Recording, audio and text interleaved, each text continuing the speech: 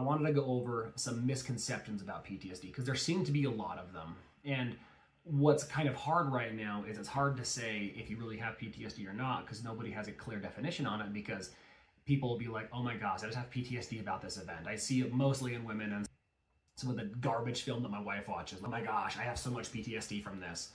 And it's from losing their shoe on the subway or something like that. That's probably not PTSD. So one of the myths that I want to talk about is that only military personnel get PTSD. So first, let's talk about why a military personnel would get PTSD.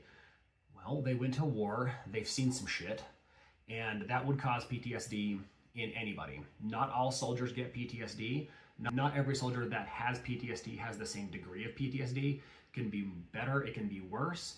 There may be two soldiers or two people in general who experience the same situation who may have varying degrees of PTSD or none at all based on that event. It's very individual. Myth number 2, PTSD means that you're weak or broken. And that's just kind of ridiculous. Some people experience some pretty horrible things. People get abused, people see people die in tragic ways, some people have very weird circumstances that they're put into. They're not part of the quote normal part of our daily life, and the brain has problems with that. And one thing I'll talk about is I will hear people say, well, they didn't talk about PTSD in olden times. Let's see. And to address that, I want to talk about something that we have read about in some of the ancient Greek texts and that kind of stuff.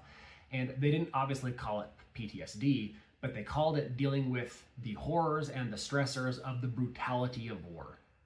Sounds kind of like PTSD. And so to say that, oh, it's just us, we're weak now, and that people back in the day when they were storming keeps and storming castles, they didn't have those things, they did.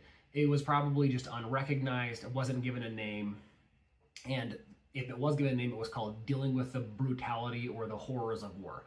So we have been, as a species, dealing with this kind of stuff since we started doing things that would create this kind of stuff.